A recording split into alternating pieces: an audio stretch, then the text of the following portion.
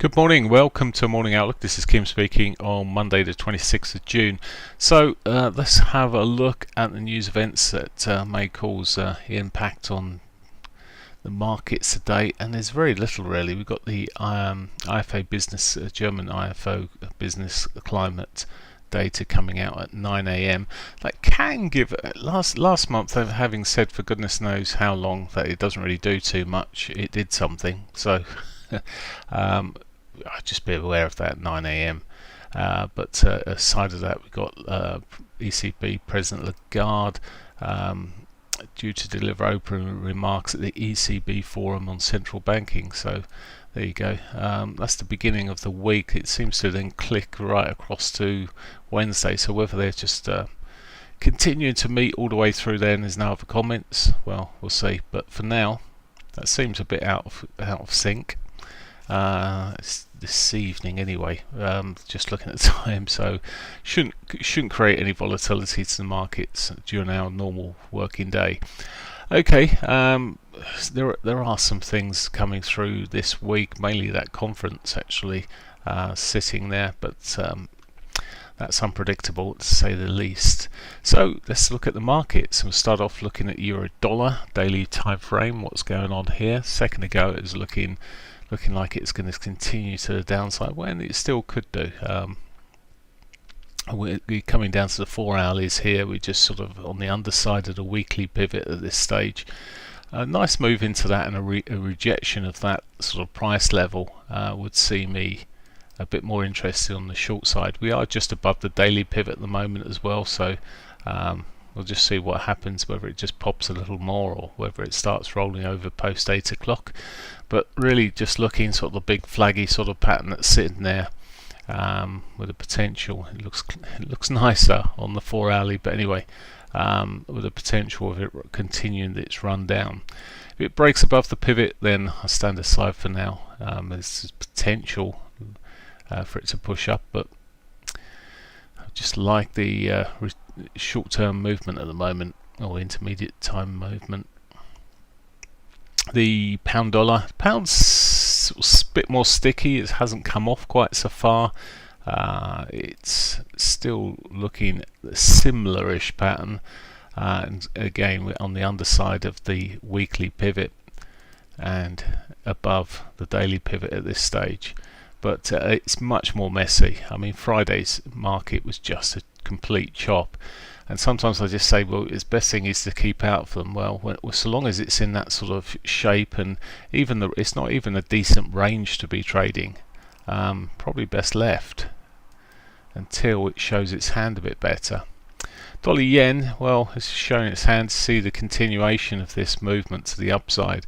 Got to be careful because it's not that far away from the levels that the Bank of Japan mentioned intervening last time. 145, I think it was. They may have started before it got to 145, but just beware that they could step in. However, technically it's bullish for the dollar. US dollar yen is bullish, and looks like it's just got further upside. Short term there as well, same. Horrible days though we've seen during a lot of the trading days. They're quite difficult of late, so I've been keeping away from it, but it has got the potential. It's been okay when it's mixed with the euro, but not so good when it's dollar yen. Aussie dollar, well, that's it's broken down quite a lot here. It broke out those previous highs there. It looked like it was going for a flyer, and then it's come off quite strongly, as have most of the markets actually, to be fair. Had its consolidation Friday, sold off further, and well, it's consolidating again in the shorter time frames. I was just looking at a short while ago, and it looks like, well, maybe it'll give a breakdown for a continuation of this move today. But well, that's the best view of it at the moment. US dollar CAD. So US dollar CAD continues to be one of the strongest, if not the strongest, currency. as well, the CAD is the strongest currency, I should say, not the US dollar CAD, but the CAD itself seems to be the strongest. Continuing its southbound here with the US dollar weakening against it. So, and it just looks like it's got more to go, but not necessarily an entry into any of this at the moment. Okay, New Zealand dollar.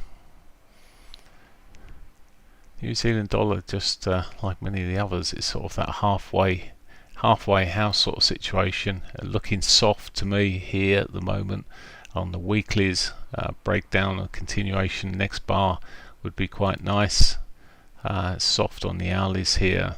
S1 at least could be a potential there, so looking very soft at this stage. Euro yen, some of the old favourites then. Euro yen continuing to push up here. Keep talking about this with retail traders. Keep on shorting it. That sort of record highs in percentage of longs on this in some respects, but it's just going.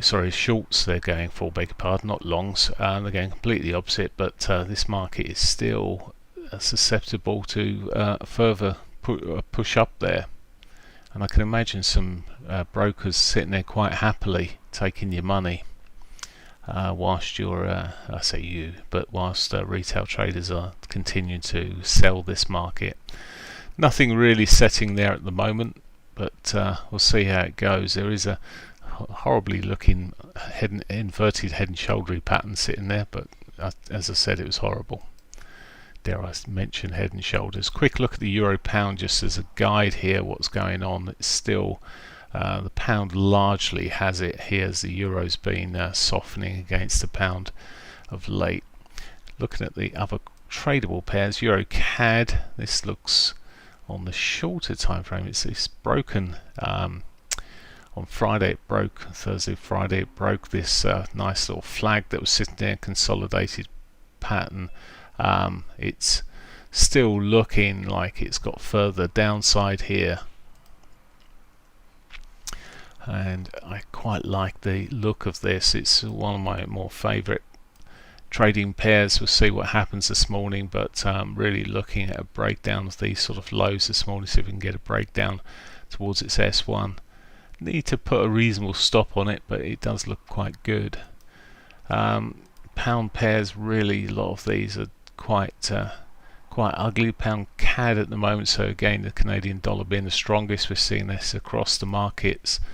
I'd rather trade the euro against the CAD than the pound against the CAD, but they both seem to be going in the same direction, and they're both looking okay. It's these big old movements. Okay, there was pound positive data coming out on these movements, and it's, I don't know, the euro CAD just seems that little bit a little bit cleaner-ish.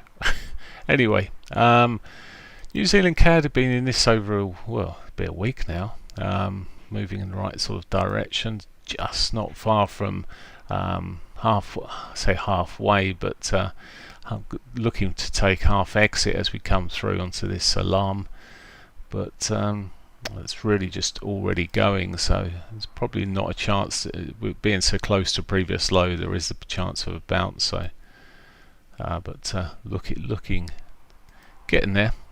Not a lot else at this stage. I'll look through after I finish the video, but they're the majors. As I say, things like the euro CAD just to me look like they've got some potential to keep on pushing, and I'm looking closely at that this morning.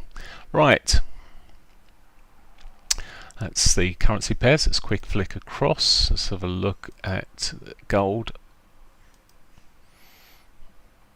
Come up to the time frames, and gold just still looks pretty soft. It's really continuing. It broke the support level that was sort of there last week, and it's just looking like we could see a continuation on that basis. Crude remains in this horrible rangy sort of pattern. The not really too keen on trading it when it's like that. We'll see what it does off this weekly pivot, see if it gets if it starts failing off it further, but at the moment, well, a bit mixed really across the time frames there. Okay, equity markets. So CSI 300 continuing on its route southbound. I mentioned this last week. It got back into a solid bearish sort of mode quite quickly, and then Friday coming off, and today coming off yet again. The Nikkei, even the Nikkei here, it's arguably still in a sort of a bullish area, but we have got a bit of a structural change coming into play here. We've got this lower high coming through, well, it's come through, and it's just looking a bit iffy. If we were drawing trend lines, it's also broken the trend line on there at this stage. Nifty 50 also holding okay-ish, but still largely in that bullish market. Not really doing a great deal, going a bit of consolidating where it's sitting at the moment. Okay, Aussie 200 continuing to sell. We've sort of seen it, well, it gapped up a little bit overnight, but to me it still looks like a weak market running into tomorrow. S&Ps then, let's look at the futures here. E-minis trying to do something. It's a bull flagging in real terms here. So again, it's one of those markets that's been, well, I'm seeing the big money coming into it so much. However, with a recession looming for the US, maybe it will just tickle over there. It's looking soft at this stage.